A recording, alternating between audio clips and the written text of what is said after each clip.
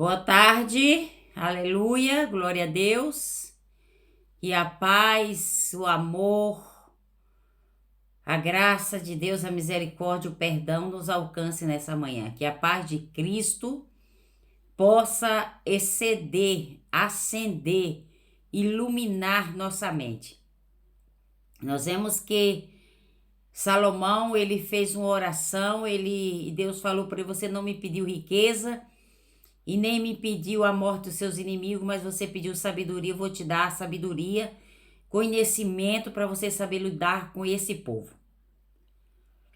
Né, irmãos? Então eu desejo a você um dia de conhecimento de Deus, que o Espírito Santo possa iluminar nossa mente, nos dar esse dom do discernimento para a gente não viver sendo enganado. Nós precisamos, irmãos, apenas no olhar, conectar e ver aquilo que está por trás de um simples olhar, viu? Atrás de um simples olhar, se você tiver o conhecimento de Deus, o dom da revelação, você vai ver e você vai perceber que tem alguma coisa errada ali naquela pessoa. Você conhece, você sabe, a Bíblia diz que os nossos olhos é a janela da nossa alma. Então, os nossos olhos olham para muitas coisas, para muitos lados. E muitas vezes, quando a gente está conectado nas coisas aqui da terra, as nossas emoções querem nos levar à adrenalina mais alta que tiver. Mas a gente vai conectar nossa mente na tomada do Espírito Santo. Precisamos do Espírito Santo, sim. Precisamos dele na nossa vida para ele nos ensinar, para ele nos orientar, para todos os dias a gente se pôr diante de Deus. O apóstolo Paulo disse: por essa causa eu me ponho de joelho. Qual era a causa do apóstolo Paulo? Estava preso, estava sendo perseguido, estava sendo ameaçado. O ministério do apóstolo Paulo estava em perigo, mas ele disse: por essa causa eu me ponho de joelho. Escutei o testemunho de um pastor, né? Que um pastor nos Estados Unidos, uma igreja com 5.000 membros, a sua filha um dia chega para ele e fala assim: papai, a partir de hoje eu não vou mais ser crente e eu vou sair de casa, vou viver minha vida. E o pai, quando recebeu aquela notícia, ele quase que pensou em desistir de servir a Deus. Porque um pastor com uma igreja de 5.000 membros, sua filha, faz parte de algum departamento ali naquela igreja. De repente, ela se desvia para o lado negro, né? E um pastor amigo dele chegou e disse: olha, deixa essa sua filha de lado. Se ela não está preocupada com você, você vai estar preocupado com ela. Mas é filho, né? Quando se fala de filho, não tem como você não deixar de ficar pensando, preocupada com aquela criatura. Quando é a noite, o pastor vai à igreja e naquela noite tem uma vigília. E uma irmã se levanta e diz: pastor, nós nunca oramos, intercedemos pela vida da sua filha, mas hoje nós iremos orar por ela. E ali, irmãos, aquelas irmãs, aquele povo que estava ali naquela noite, naquela vigília, todos deram as mãos, fizeram uma corda, deram as mãos ali em volta, fecharam o ciclo. E ali eles oraram por aquela jovem, oraram, choraram, soluçaram, apresentaram a Deus, clamaram ao Deus dos céus e pediu a Deus que fosse de encontro a ela, tirasse aquela escama dos olhos dela, que libertasse ela daquela prisão que ela se encontrava, daquela situação onde é que ela estava, o que ela estava fazendo. E terminou a vigília, o pastor foi para sua casa, chegou em casa e disse para sua esposa: olha, mulher, eu tenho certeza que Deus hoje deu vitória e libertou nossa filha. Com 2 dias, a campainha da porta toca. Diga quem era. Era a filha daquele pastor. E entrou e correu e foi diretamente onde estava seu pai no quarto. Chegou lá, se ajoelhou, agarrou nas suas pernas e disse: papai, me perdoe. Me conte o que aconteceu há 2 dias atrás. Que as escamas dos meus olhos caíram, que eu acordei, que eu me arrependi desse pecado que eu que eu cometi. A partir de hoje eu voltei para a minha família, voltei para o seu do Senhor e para a nossa igreja. Então eu quero dizer para você que, como o apóstolo Paulo disse, por essa causa eu me ponho de joelho. Vamos nos pôr de joelho, irmão. Por causa de quê? Da nossa família. Mãe de joelho, filhos de pé. Quando você tem o compromisso de orar a Deus, o testemunho da mãe de John Wesley, né? Ela tinha 19 filhos, essa mulher. Mas ela, todos os dias, ela tirava 1 hora por dia, 1 hora. Ela entrava pro quarto, fechava a porta e ela ia interceder pela vida dos seus filhos. Tanto que ela teve o seu filho, John Wesley, foi um pregador cheio de poder, cheio do Espírito Santo de Deus. Então, a oração, é necessária ver oração. É necessária ver entrega. É necessário a gente tirar um tempo para a gente apresentar a Deus as nossas causas. Irmão, sem oração não funciona. Não adianta guerra, não adianta perseguição, não adianta ameaça física. Não vai resolver nada. A gente, quando recebe alguma notícia que aconteceu alguma coisa, que feriu alguém que a gente, da nossa família, a gente, chega aquele momento que você se ira, que a gente fica com raiva, que a gente fica com ódio, que a gente quer agir com as nossas próprias mãos, não é? Mas de repente o Espírito Santo de Deus chega a nos dar um banho de água gelada e faz com que a gente perceba que a nossa luta não é contra a carne, não é contra o sangue, mas é contra principado, potestade e denominador dessa terra. Do mundo celestial, do mundo espiritual. Existem camadas de irmãos, existem principados e potestades e denominadores governantes das trevas. Os governantes que governam cabeça de órgãos públicos para se levantar, para criar lei contra o povo de Deus. Você acha o quê, irmãos? Que deputados, ministros, senadores que criam lei para prejudicar os evangélicos. Você acha que isso aí é quem? É Deus? Claro que isso é o inimigo, irmãos.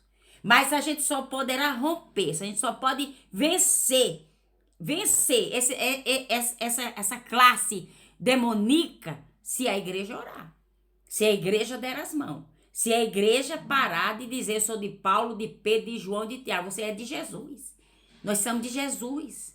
Há uma igreja só no céu, não há 200 placas, né, no céu. Uma placa só, lavada e remida no sangue de Jesus. Então, por que o povo não se une para buscar esse Deus tão poderoso, tão tremendo?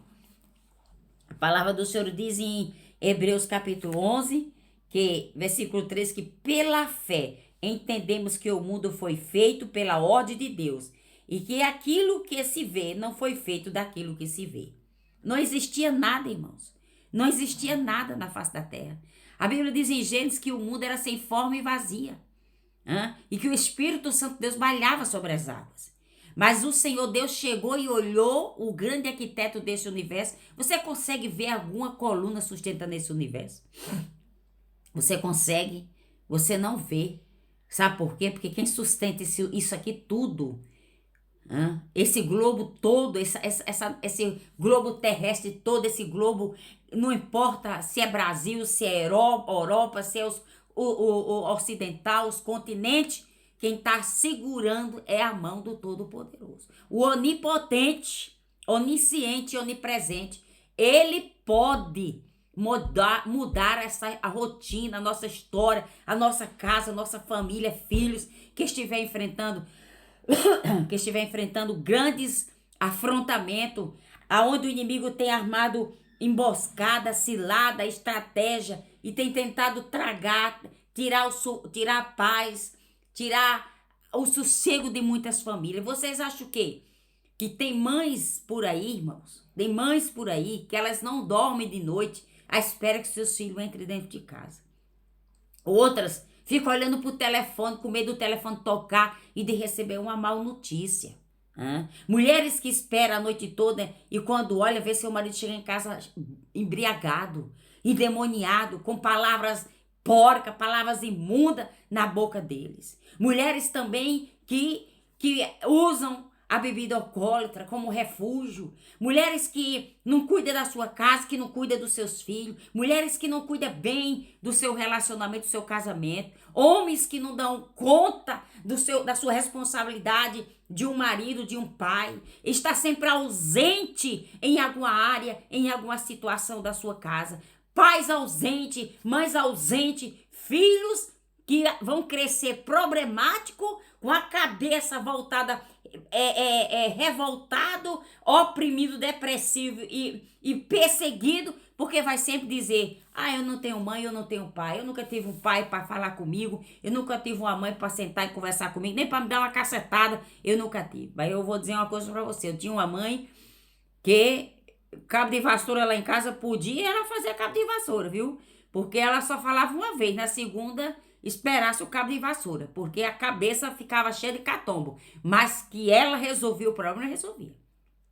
Hoje em dia, ninguém pode falar nem alto, que a mãe fala alto com o filho hoje, tem que ter muita autoridade do Espírito Santo, viu? Porque quem tá mandando os pais calar hoje, muitos lares por aí, são os filhos, viu? Então, crie seu filho no caminho de Deus, ensine a ele os mandamentos de Cristo, para ele saber respeitar, viu, irmãos? Então, a oração é a chave da vitória. Então, tudo isso que foi feito, aqui está dizendo que o mundo foi formado pela ordem de Deus, e aquilo que se vê não foi feito daquilo que se vê. O que Deus fez, não é isso, isso não existia.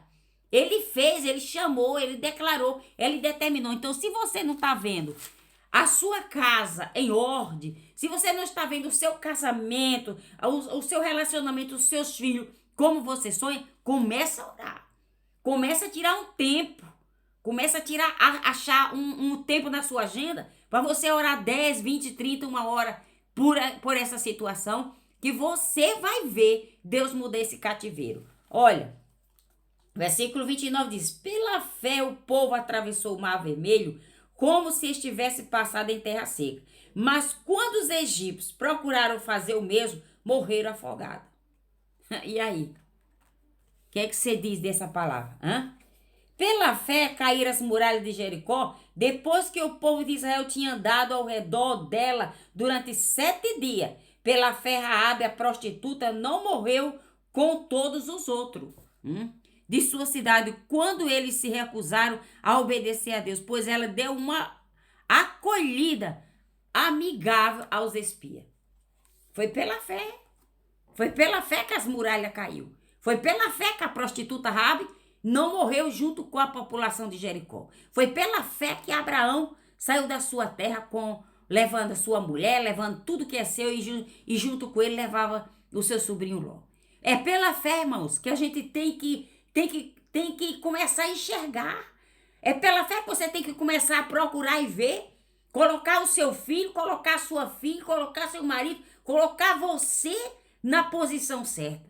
É pela fé, irmãos, que você levanta de manhã cedo todos os dias e a primeira coisa que muitas pessoas fazem, muitas pessoas, não são todos, mas são muitos que fazem, a primeira coisa é acender o fogo e fazer um café. Viu? A primeira coisa que muitas pessoas fazem é fazer café, fazer uma panela de cuscuz ou fazer beiju e tapioca para as crianças comer e ir para a escola. Então vamos criar o hábito. Quando a gente se levantar de manhã, a prioridade é ser Deus, orar o Pai Nosso. De manhã, pelo menos ore deitado ou sentado, antes de você botar o pé no chão, diga bom dia, Espírito Santo. Obrigado por tudo, eu estou aqui. E seja comigo, teu favor me acompanhe, me siga onde quer que eu vá, onde quer que eu esteja. Que Deus nos abençoe, irmãos. Que a palavra do Senhor seja o escudo, seja a defesa, seja a proteção. Que Ele venha te livrar do laço do passarinheiro, da peste perniciosa. Que Ele venha te livrar de toda surtileza, de toda estratagema, de toda a manipulação que o inimigo tem projetado contra as nossas vidas, que o sangue de Jesus tem poder e que o Senhor Jesus venha aspergir nosso coração, aspergir a entrada da nossa casa, que o Senhor venha aspergir o seu trabalho, o seu carro, sua morada, os seus filhos, a escola, o trajeto que nós fazemos durante o dia, mesmo dentro de casa. Que Deus venha nos livrar de acidente doméstico, que venha nos livrar de queda, que venha nos livrar, Senhor Deus, de morte súbita. Que o Senhor venha nos livrar de toda tramóia, de toda armadilha e de todo perigo. Que o Senhor nos guarde a nossa entrada e a nossa saída. Que Deus nos proteja, porque Deus é o leão da tribo de Judá. E assim como Abraão teve fé para sair da sua terra e caminhar por uma terra longínqua, assim como a prostituta Raabe teve fé para abrigar os espias e ela concedeu o favor de Deus, ela obteve o favor de Deus, assim como Sara era estéril e obteve fé para aos 90 anos gerar um filho, eu quero que você gere nesse dia de hoje a possibilidade e as condições de você ver a mudança extraordinária na sua vida, no seu lar, em qualquer área da sua vida. Coloque isso na presença de Deus. Se ponha de joelho, nem que seja 1 minuto, para dizer: Deus, obrigado porque eu estou viva. Porque eu tenho duas mãos, eu tenho 2 pés, eu tenho 2 olhos, eu tenho 2 ouvidos, eu tenho uma boca para falar. Senhor, obrigado porque eu estou viva. E eu agradeço ao Senhor por tudo e o nome do Senhor seja para todo sempre louvado. Deus abençoe você e até amanhã em nome de Jesus.